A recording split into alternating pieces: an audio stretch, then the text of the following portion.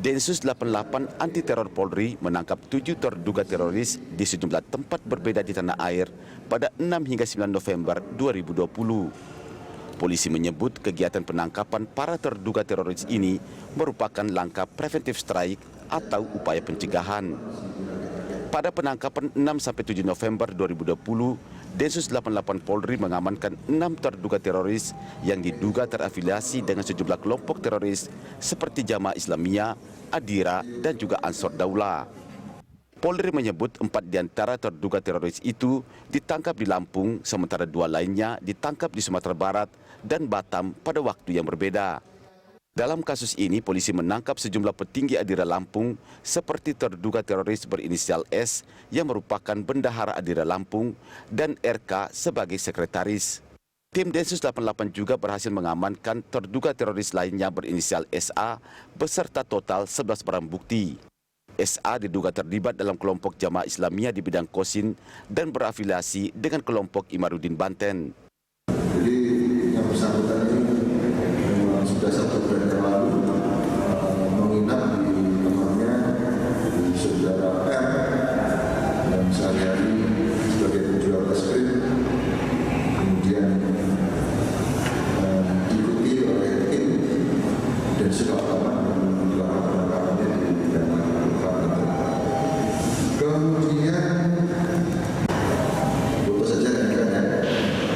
Jadi yang berarti Sementara dalam penangkapan Minggu 9 November 2020, Densus 88 Anti Teror Polri berhasil mengamankan petinggi jaringan kelompok Jamaah Islamiyah di wilayah Lebak, Banten, Ahmad Saini. Dia merupakan ketua Koid Kodima organisasi Jamaah Islamiyah. Tim Densus 88 juga membawa anak dan istri terduga pelaku teroris dan mengamankan 10 barang bukti. Mereka diduga akan melakukan aksi teror di sejumlah tempat di tanah air, terutama di Pulau Jawa. Tim Liputan Berita 1 Jakarta.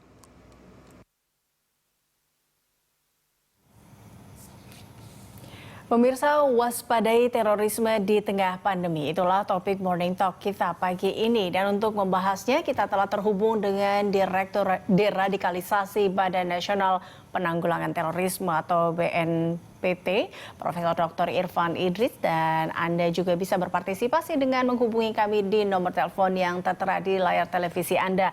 Selamat pagi, Prof. Terima kasih telah bergabung bersama kami dalam Morning Talk kali ini.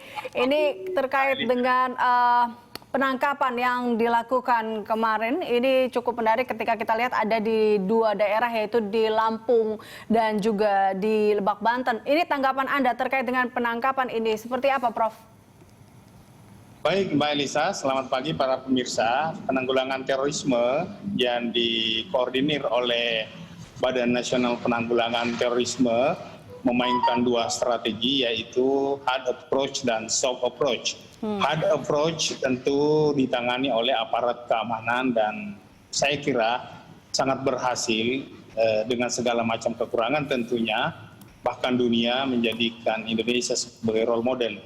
Penangkapan dan pengembangan sebagai bagian dari hard approach dan bagian juga dari upaya pencegahan itu terus dilakukan baik masa pandemi maupun kondisi yang sudah mulai berubah dan akan semakin membaik tentunya. Virus radikal dan virus pandemi ini sama-sama merusak kehidupan berbangsa dan kehidupan bernegara, serta bagaimana masyarakat semakin terpuruk kondisi fisik, ekonomi, dan kesehatan. Tentunya aparat keamanan bersama masyarakat harus meningkatkan kewaspadaan dini, cegah dini, dan tangkal dini. Jadi penangkapan atau tindakan penegakan hukum yang dilakukan aparat keamanan itu bukan tanpa sebuah dasar tentunya, karena itu membutuhkan proses yang panjang. Sebab Undang-Undang Nomor 5 2018 sudah ditegaskan dengan PP 77 2019, semuanya itu akan diproses secara hukum mulai sejak tersangka, terdakwa, terpidana, narapidana, mantan narapidana, serta orang dan kelompok orang yang terpapar, karena ada juga yang lone wolf, ada yang menyebutkan jaringannya, disebutkan tadi ada JI, Jamaah Ansar Daulah, Jamaah Islamiyah, dan jaringan-jaringan lainnya yang kemungkinan akan mereka rubah nama, akan tetapi misinya sama. Bagaimana merubah negara bangsa menjadi negara agama, bagaimana melakukan dalam tanda petik togut-togut penyerangan-penyerangan kepada aparat keamanan, aparat pemerintah, dan tempat-tempat objek vital lainnya, agar tetap terus menitipkan pesan bahwasanya mereka tetap ada dan mereka tetap memiliki misi yang bertujuan mengganti ideologi Pancasila menjadi negara Islam atau khilafah. Prof, tapi kalau kita lihat ya, ini kan tadi di tengah kita lihat di tengah pandemi saat ini atau dibilang di tengah virus corona saat ini, ada nampaknya tadi tidak meredam atau kita masih lihat masih tumbuh subur lah virus-virus radikal ini. Ini tampaknya juga mereka masih ada di tengah-tengah ini dan juga masih melancarkan tadi beberapa ya bisa dikatakan tadi ya serangan-serangan yang ya masih saja terjadi saat ini. Ya, Mbak Elisa, para pemirsa yang saya hormati, memang cara mereka merekrut itu ada dua strategi.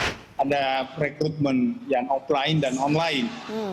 Pada saat offline, kemungkinan mereka terhalang, mereka terhambat melakukan perkumpulan, pertemuan, bahkan menggunakan istilah-istilah pendidikan, dakwah, tarbiyah, halaqah, ya, kemudian taklim, ya. Akan tetapi justru dengan adanya pandemi ini, mereka pintar memanfaatkan suasana dengan memanfaatkan online. Olehnya itu setiap masyarakat harus mewaspadai, jangan karena misalnya itu kelihatannya menggunakan bahasa agama tetapi justru isinya nanti menolak NKRI, menolak Pancasila. Ini kriteria mereka. Jadi harus diwaspadai seluruh masyarakat. Silakan berselancar di dunia maya, silakan bermain di media sosial. Namun jika ada materi-materi yang menolak NKRI, materi-materi yang menolak Pancasila dan menyudutkan. Jadi betul kata Bapak Presiden Jokowi, tidak ada kaitannya dengan agama. Jadi mereka menggemasnya dengan bahasa dan simbol agama agar masyarakat menjadi simpati. Bahwasanya inilah yang benar, inilah yang kita nantikan. Sementara bacaan-bacaan mereka belum lengkap. Dan ini ternyata bisa dikatakan bahwa di tengah pandemi ini menjadi momentum mereka sebenarnya untuk tadi ya merekrut, atau kita lihat bahwa di mana saat ini semua sedang di rumah, lagi hati-hati, hanya menggunakan online, dan ternyata mereka masuk di situ ya. Tidak perlu mereka jalan panjang, pergi jauh, cukup di media sosial. Oke, Prof, tapi kalau sejauh ini, Prof, tadi ya adanya sebenarnya koordinasi, berarti ini harus ada pihak-pihak yang juga ikut serta untuk menekan pergerakan dari virus radikal ini. Sejauh ini, Prof, koordinasi baik dari Polri, BNPT sendiri, dan pihak-pihak terkait itu seperti apa sih, Prof? Jadi begini, teroris itu adalah kejahatan luar biasa, kejahatan kemanusiaan, kejahatan lintas negara, membutuhkan strategi, kebijakan, koordinasi, program yang luar biasa. Artinya, menangani kejahatan luar biasa tidak cukup hanya negara, TNI, Polri, sudah ratusan yang korban, aparat keamanan. Kemudian tidak cukup hanya negara, tidak cukup dengan masyarakat, harus seluruh lapisan bangsa, seluruh komponen bangsa, seluruh kementerian dan lembaga, terutama media, teman-teman jurnalis, untuk bagaimana ikut menyejukkan, ikut melawan. Jadi bukan hanya corona yang dilawan, tetapi radikal corona, virus corona juga kita harus lawan, ya, agar bisa kita minimalisir. Radikalisme tidak mungkin hilang, tapi tugas kita bagaimana meminimalisir agar generasi milenial jangan mudah terpapar, jangan mudah menjadi pengantin, jangan menjadi bersimpati, mendukung, bersimpati, menjadi militan atau bahkan menjadi kelompok inti. Olehnya itu seluruh komponen bangsa di Badan Nasional Penanggulangan Terorisme, Bapak Kepala BNPT telah menetapkan sebuah program sinergitas. BNPT bersinergi 38 kementerian dan lembaga dalam ikut melakukan penanggulangan terorisme yang berbasis pada pencegahan, penindakan, kerjasama internasional, Kemudian satu lagi pasal yang sangat perlu dipahami masyarakat bahwasanya pencegahan lebih utama. Pencegahan itu dalam undang-undang ditegaskan ada 3 macam, yaitu kesiapsiagaan nasional, kontraradikalisasi, dan deradikalisasi. Khusus deradikalisasi itu ada 3 uraian kalimat yang sangat-sangat bisa melibatkan kementerian dan lembaga, yaitu pembinaan, pendampingan, dan pemberdayaan. Tentunya ini kementerian dan lembaga dan seluruh komponen bangsa ikut memperkuat imunitas dan menjaga agar paham-paham radikal, paham-paham ekstrim, paham-paham yang mengatasnamakan agama tidak menjadikan terpapar para generasi milenial kita. Oke, baik. Kita sebelum masuk ke program terkait dengan deradikalisasi, nah ini kalau kita kembali lagi dengan penangkapan kemarin, Prof. Ini kita juga lihat ada di beberapa daerah, diantaranya di Lampung, bahkan di Banten. Dan ada 2 diantaranya juga ditangkap di Sumatera Barat dan Batam. Jika kita melihat jaringan-jaringan ini, Prof, ada juga jaringan dikatakan bahwa terafiliasi dengan Jamaah Islamiyah, ada Adira, ada Ansor Daulah maksud kami. Nah ini Anda sendiri melihat dari 2 penangkapan kemarin yang ditangkap ini apakah masuk dalam satu afiliasi yang sama atau berbeda sebenarnya, Prof? Jadi ada prinsip mereka, dia yang menyatakan bahwasanya apapun nama jaringannya, apapun nama organisasinya, apapun kemanapun afiliasinya, yang pasti tujuannya satu, yaitu khilafah, mendirikan negara agama, mendirikan negara bangsa. Nama-nama yang kita sebut hari ini tentu sedang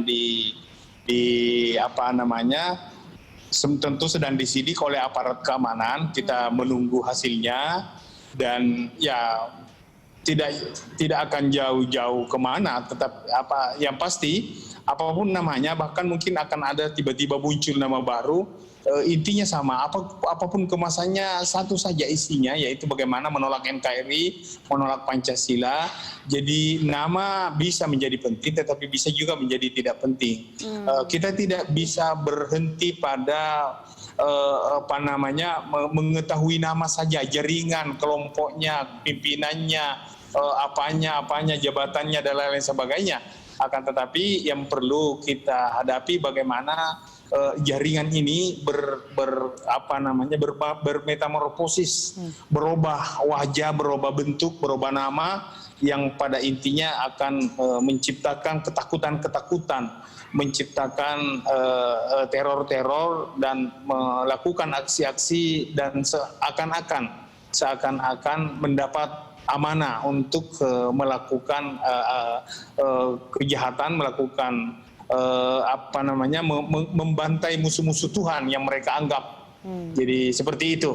Oke, Prof. Ifran, ini tadi kalau dilihat bahwa mereka walaupun namanya berbeda tapi memiliki tujuan yang sama. Nah, apakah kalau kita lihat juga fokus dan aksi ini dipusatkan di daerah yang sama juga kah? Kita tidak bisa menyebut khusus daerah Lampung kah, daerah Jawa kah, daerah Poso kah, akan tetapi bisa saja mereka menyebar di seluruh Indonesia. Yang pasti dari Sabang sampai Merauke, keamanan harus ditingkatkan, kewaspadaan harus ditingkatkan. Bisa saja misalnya di wilayah A dirakit bomnya, tapi di wilayah B meledaknya, karena orang anggap di wilayah A yang rawan, tetapi justru mereka beraksi menanamkan kebencian. Karena ini paham, tidak melihat lokus, tidak melihat waktu, akan tetapi bagaimana kesempatan itu ditanamkan, bagaimana dakwah yang dia gunakan dengan substansi yang sangat-sangat anarkis, itu menjadikan para generasi milenial terutama agar lebih mudah terpapar, yang nanti endingnya itu hanya sebuah ledakan, menjadi sebuah ledakan, karena memang kita petakan 3 kelompok radikal di Indonesia. Kita berhadapan 3 kelompok radikal, yaitu radikal aksi, itulah yang melakukan aksi anarkisme, vandalisme, pengrusakan, menciptakan ketakutan-ketakutan, baik lewat offline maupun online, itu menanamkan kebencian, itu radikal tindakan. Kemudian yang kedua, radikal pemikiran atau politik. Radikal politik atau pemikiran itulah yang selalu menyebarkan misi-misi atau tujuan-tujuan perubahan negara bangsa menjadi negara agama, menjadi khilafah. Perlu dicatat bahwa semua negara yang menggunakan khilafah itu tidak ada yang seperti damainya Indonesia. Kita lihat Syria, ya, dan memang tidak perintah. Kalau kita membaca kitab suci Al-Quran, terutama Islam, saya kira kitab-kitab agama lain tidak ada perintah untuk mendirikan negara agama. Itu radikal politik atau radikal pemikiran. Kemudian radikal keyakinan yang terakhir yaitu bentuknya hanya menanamkan kebencian, mengkafirkan, menuduh orang lain kafir. Secara sosiologis Indonesia ini kita semua memiliki keyakinan. 6 agama di Indonesia diakui, dan secara konstitusional itu diakui keberadaannya. Islam juga mengakui bahwasanya semua orang yang memiliki keyakinan, keimanan bersaudara, artinya kita semua bersaudara. Kenapa harus kita bantai? Kenapa kita harus teror saudara-saudara kita, dan kita tinggal di negara yang aman ini? Baik. Pak Elisa. Baik, Prof, kita akan lanjutkan perbincangan ini usai jeda, dan pemirsa tetaplah bersama kami.